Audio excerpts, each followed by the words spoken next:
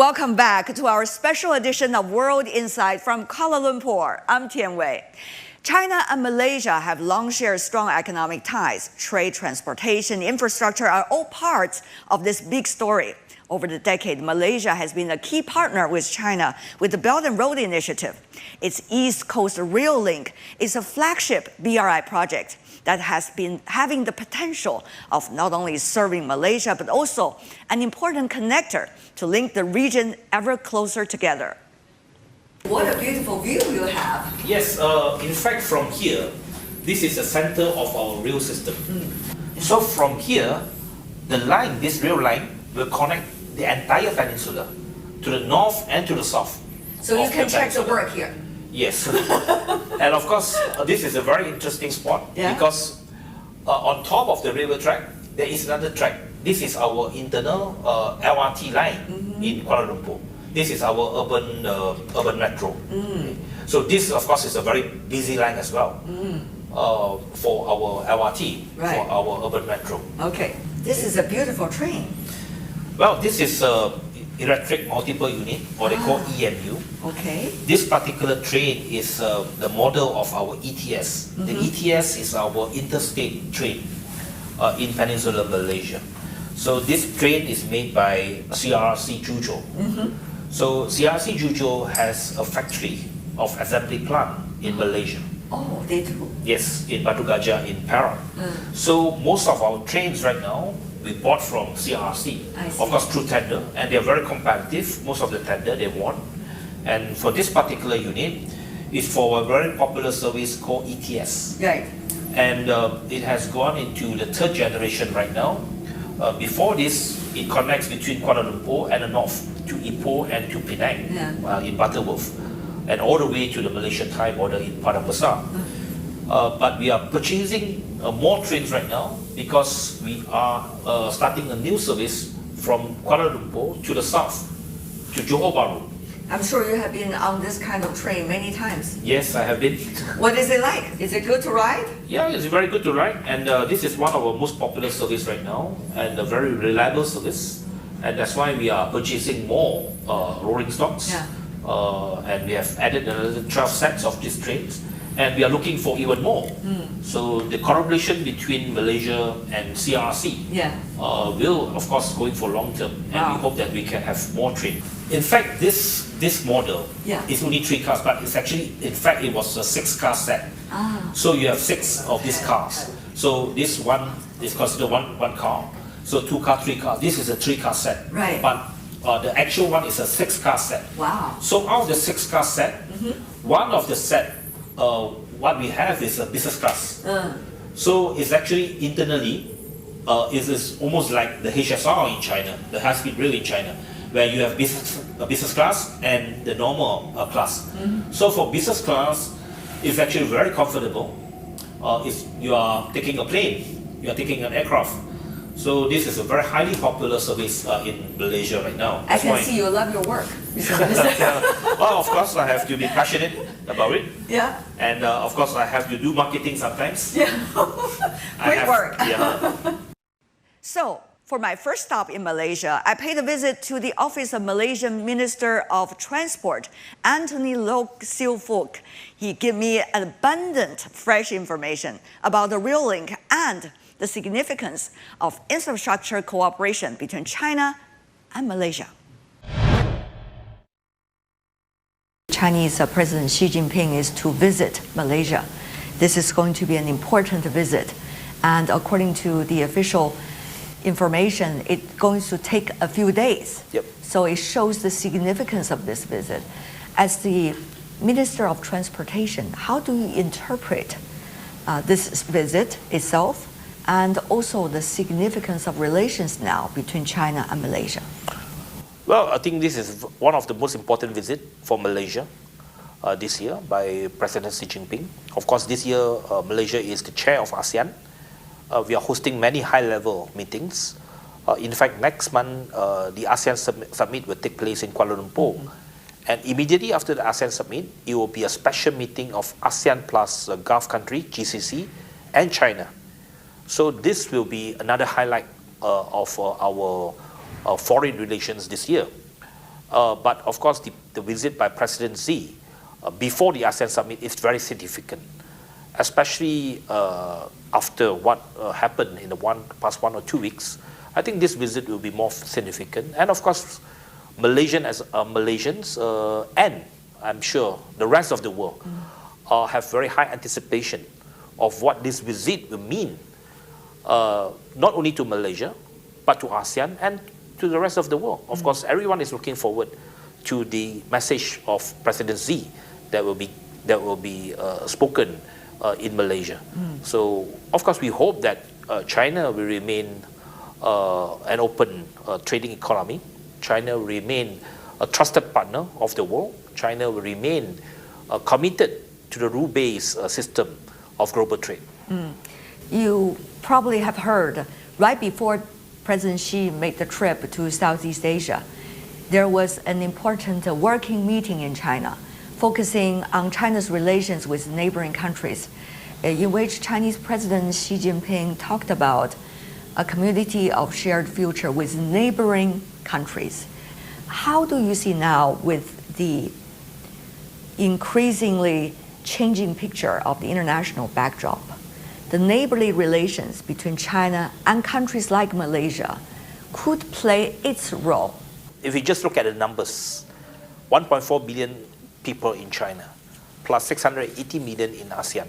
Just China plus ASEAN itself, we have 2 billion people, 2 billion population. Yeah. This is a huge market and a huge economic bloc that we have to develop. And I think in this part of the world, we have always looking at collaboration. We want to live in a peaceful world, and ASEAN as a whole, the establishment of ASEAN more than 50 years ago is to ensure that this remain a zone of peace and neutrality, that we do not want to take sides in terms of geopolitical tensions. We want to very focus on economic development, because I think as far as Malaysia is concerned, and to a certain extent most of our neighbors in ASEAN, what we do care is the well-being of the people. What we want is to have more development in terms of economy, in terms of infrastructure, in terms of social economic. We want to bring up and uplift the status of our people and to the living standard of the people. And I think this idea is very much in line with what the Chinese leadership is looking all about. Because the post-opening up of China more than 40 years ago is all about economic development. China has been successful in terms of alleviating poverty, in terms of raising the standard of the Chinese citizen, and we are looking at that as a good example.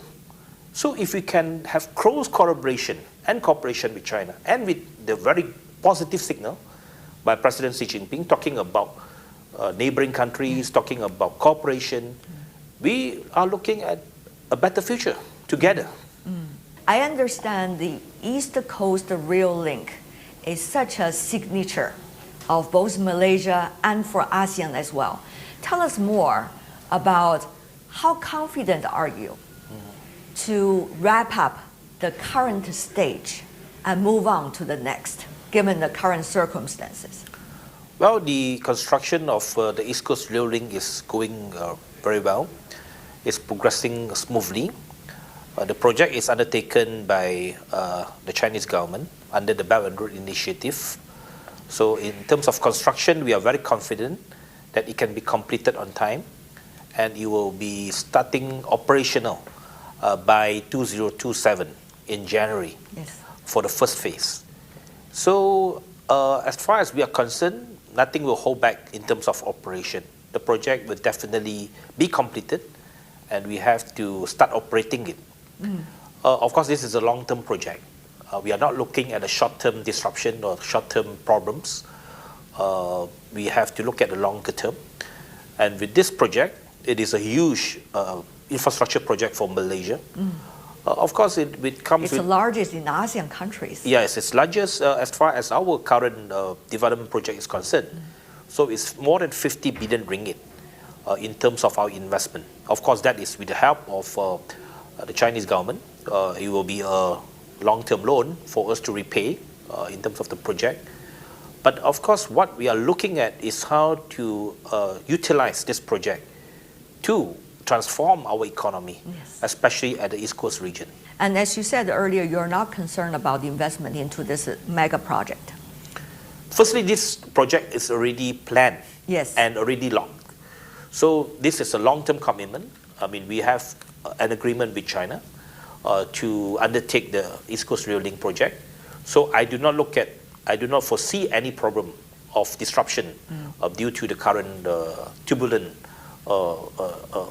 situation. So I'm very confident that this project, especially the East Coast Rail Link, will continue to be constructed and it will be completed on time. Well, the difference between this particular project and probably other BRI projects, the major difference is that China is not only constructing this project, but they are also jointly operating the river line. They are committed to do that, right? Yeah. So this commitment is very important. Because with this commitment, both Malaysia and China will have a joint venture, will have a joint effort to attract more companies to relocate to this part of the world, to relocate to this region, so that you will have more goods to be transported. Because it's chicken and egg situation. You have the rail, if you do not have the goods, there will be nothing to be carried. But if you have the goods without the rail sector, then there is no mode to transport those goods. 665 kilometers, think about that, how significant that will be to change people's lives.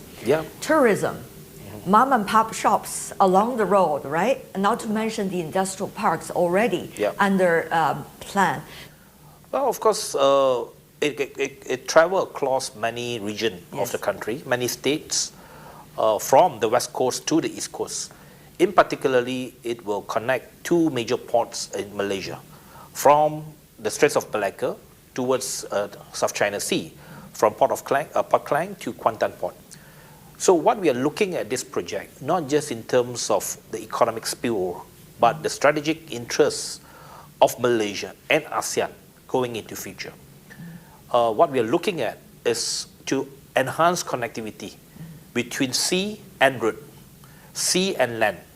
So this concept, I know it is very popular in China, utilizing sea and land corridor so that you can enhance transport connectivity. And this is precisely what the Belt and Road Initiative is all about, to ensure that transportation links can help to bring about economic development, but at the same time, providing vital connectivity and in terms of security and safety of supply chain can be enhanced. Wow, all of these words are key words these days, especially given what is going on the headlines of the international news. Well, I think in the current climate, especially what happened in the past 1 or 2 weeks, that makes it more important for ASEAN to integrate our economy. And one of the things that we have to do more is to have intertrade within ASEAN, in particularly our neighboring countries. Malaysia has a border with Singapore in the south. We have a border with Thailand in the north. And in East Malaysia, we have border Indonesia.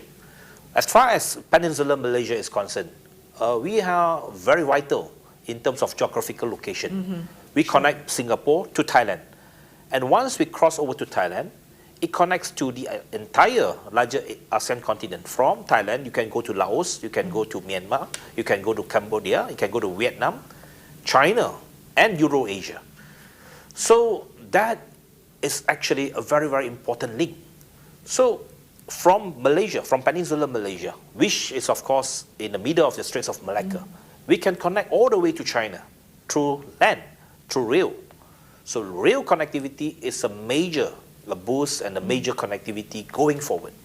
We know that rail development is progressing very well in China. And the development of China in the past 15 to 20 years is of course contributed by the rail development, especially high-speed rail and rail by cargo, cargo by rail. So this is what we are looking at to enhance cooperation with China. And one of the key area that we will focus on cooperation with China moving forward will be on rail development.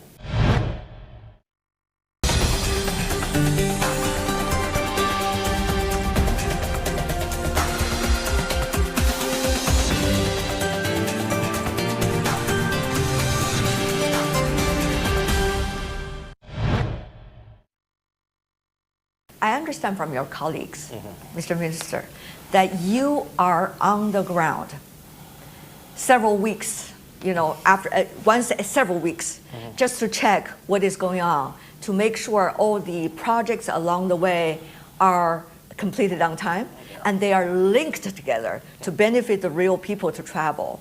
Well, I think the key word to transport is integration. Yes. While we have contributed and invested in many infrastructure projects, but what in the past was many of these projects are developed in silos without taking into consideration the integration of all these projects.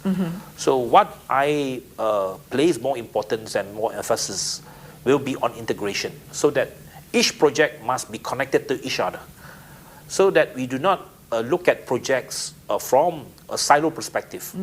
So we look at it from a national perspective, where every single project at the end of the day is to connect with each other, connect the dots, and make it more integrated. And with a more integrated public transport and infrastructure, the country will be more strategic. The country will have more competitive advantage. And this will be good for the economy, good for the movement of people, and good for everything. While I'm talking to you, we noticed there is a statement, joint statement among the economic ministers of all ASEAN economies. And they have a statement, if I could just go through one or two details with you. Sure. They are jointly concerned about the unilateral tariffs from certain economies. And they are also concerned about the disruption of regional and global trade as well as investment flows as a result. And they're worried about the future of supply chains due to the latest turbulences. Now, it seems that your task is becoming ever more urgent and crucial now. Well, this is something which is unfortunate. As far as we are concerned, as we said, we are part of the global community. We always look at collaboration with other countries. We believe in the free trade.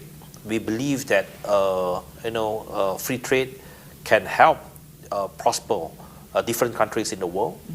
And being a small country in ASEAN, we are a very open trading nation. We trade with everybody. And this is something which we have to keep as a principle of the country moving forward. While certain economies are looking inward, we cannot follow suit. We have to remain outward looking. We have to continue to look at more integration with other economies, looking for other partners to cooperate and to collaborate.